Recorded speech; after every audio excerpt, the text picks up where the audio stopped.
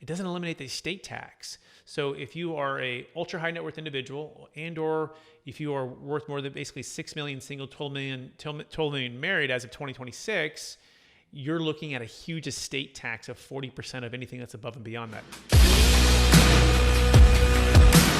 Hello, welcome to the top 5 ways to make the deferred sales trust an investment and not an expense. Let's dive right in. The number one way, if you are a business owner or investor who's selling a highly appreciated asset, to make the deferred sales trust an investment, not an expense, is to calculate your exact tax liability. How do you do that? Well, number one, what's your sales price of the asset you're selling? Number two, what is your adjusted basis? And essentially take the sales price minus any closing costs minus the adjusted basis. That's going to equal your gain. Now, depending on what state you're in, depending on the depreciation recapture, you can project or estimate approximately 25 to 50% of that gain is going to be taxed.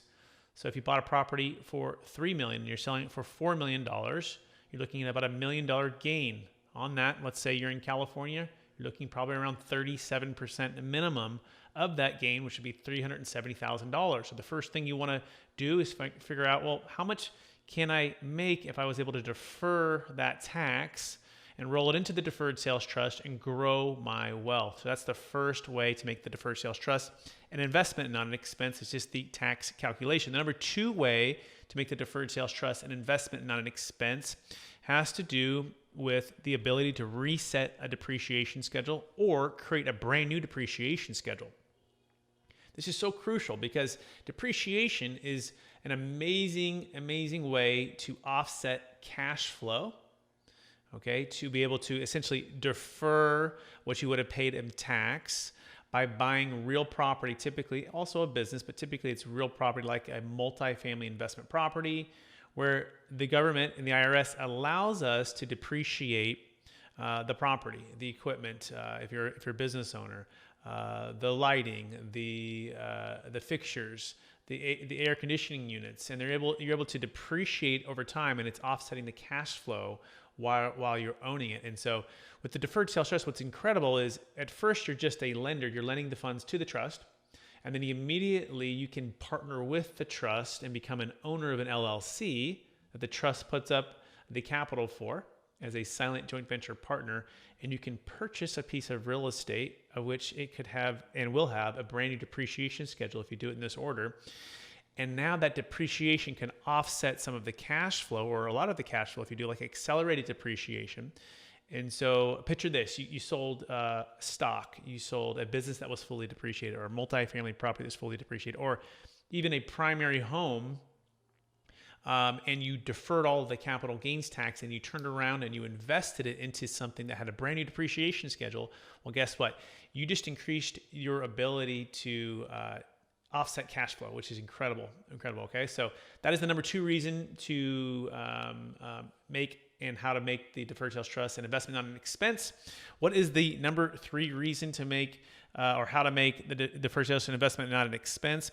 It has to do with paying off debt. Right now we're seeing adjustable rate mortgages happen where they're moving out of their adjustable rate or moving out of their fixed rate and going to adjustable. And so when this happens, guess what? You're in a place perhaps where if you sell and you were to have to do a 1031 exchange, you're going to have to stay in that debt or stay in more debt or stay in higher debt. And that's not great. In fact, we think right now is a great time to pay off debt. And the deferred sales trust allows you to make it an investment, not an expense, by allowing you to get free from that debt, not having to replace that debt like in a typical 1031 exchange. Or if you're selling a business, you can get free of that debt. And essentially what you receive is a promissory note for the net proceeds into the trust. Now, we got to be careful about mortgage over basis. If there's some debt over basis, we have a solution for that if you're selling investment property. You can check out another video on YouTube with one of my clients named Ron Anderson, where we go through how we solved that for his Airbnb property that he sold with his wife in the Denver, Colorado area. But that's a whole nother topic. But just realize that being able to pay off debt is a great way to de-risk where you're at currently with your holdings, which leads into the number 4 way to make the deferred sales trust an investment, not an expense, and that's buying at optimal timing with the investments in the trust and diversifying your wealth into perhaps even higher cash flowing producing assets. For example, in California, a lot of the assets have a very high appreciation, but the rents may not have caught up due to rent control. And so what's happening is you have a lower return on equity, which decreases your ability to grow the wealth if you are capped with rent control. Now, if you can unlock that wealth by selling and then diversifying into, let's say, multifamily syndications, or let's say into hard money lending, or let's say into the stock market with maybe some good prices with the market's down, you're able to start to create more wealth. And the key thing here is that optimal timing. So it's diversification tied with optimal timing that allows you to make the deferred sales trust an investment and not an expense as much compared to just staying where you're at. And so that's I think we're number 4 reason how to make the deferred sales an investment, not an expense. And what is the number 5 reason? It has to do with death tax. So you've heard the saying that 2 things are certain in life: death and taxes. Well, as a part of that, there's a thing called a death tax, or known as an estate tax, that if you're above a certain exclusion amounts, you're subject to very large 40% death tax. And the exclusions are about 24 million married now, 12 million single now, but in 2026, they'll just have to cut in half, maybe even lower, unless Congress changes something. But one of the biggest challenges, or one of the biggest myths with the 1031 exchange is, hey, just swap until you drop, and then you get a stepped up basis. That's true, but the rest of the story is it doesn't eliminate the estate tax. So if you are a ultra high net worth individual, and or if you are worth more than basically 6 million single, 12 million married as of 2026, you're looking at a huge estate tax of 40% of anything that's above and beyond that. Regardless of cap gains tax and regardless of a stepped up basis, it's a separate tax. Okay, so guess what? The deferred sales trust is an investment, not an expense, for number 5 reason, because we can eliminate that estate tax upon the sale of your asset, whether it's a C Corp, S Corp, LLC, whether it's a partnership deal, whether it's the business, cryptocurrency, stock, public or private, primary home, investment real estate. Upon the exit, we can eliminate that estate tax the way we structure what's called the Deferred Sales Trust Plus, or DST 2.0. It's an amazing way to make the deferred sales trust an investment and not an expense. Not only that, but upon the exit, and the assets are now inside of the trust, all of the growth is also outside the taxable estate. And so we recently helped a client with this who sold a large multifamily property in Colorado, and they were able to move it outside their taxable estate.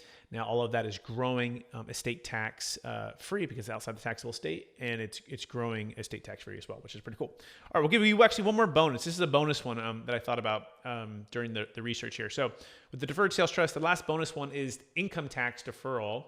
Is a great way to make the deferred sales trust an investment, not an expense. Let me give you a story on this one. So we helped a client sell a high-end primary home in Palo Alto, and they had a high income and a lot of equity, and some equity, but a lot of debt on this property. But their main goal was to move to Nevada to be closer to family. And so we structured the payments on the trust to delay for a period of time until he established a residency in the new state of Nevada, which has no state income tax. And so the deferred sales trust became an investment, not an expense, because he was able to practice not only debt freedom, not only diversification, but also delay of that payment until he established a residency in a low tax state versus a higher tax state of California. This is also true for anyone who's in New York, New Jersey, or any other high tax states. If you're establishing residency, let's say in Florida or Texas, or a lot of people are going to Tennessee these days. And so once you establish residency, the deferred sales trust is an investment, not an expense, because it can delay that income or that repayment to you until a future date. By the way, most deferred sales trusts are structured 10-year promissory notes, and these promissory notes are somewhere between 6 and 8% of earnings, net of fees. That is the goal. And the payments can be 5, 6, 7, 8. It could even be more. But the key is, once you move into a new state, guess what? That's where the interest income is taxed at ordinary income tax rates. If you are in that state, you get a little bit lower income. Now, the principle always follows, okay? So the nexus would be the New York, the New Jerseys, the California. So if you dip into principle, that's when you'll pay capital gains tax on that. So that's the top 5 reasons plus the bonus on how to make the deferred sales trust an investment, not an expense. Look, we would love the opportunity to help you out. We believe the biggest challenge with most people who are exiting is they don't have a clear plan and they haven't envisioned a clear future. And we want to help you with that as well. help you build a team of experts to help you execute on the deferred sales trust or other tax deferral strategies that might be a fit for you, like a cost segregation, like a 1031 exchange. It could even be donor advised funds. We are happy to work with you to see if it could be a great fit. Here's the key. You got to have $1 million net proceeds and $1 million gain. So if it's large enough on your exit, we would love the opportunity to talk with you at no cost, no obligation. One of my team members or myself, you can just go to capitalgainstaxsolutions.com. Thanks for watching this video, and we'll look forward to connecting with you real soon. Bye now.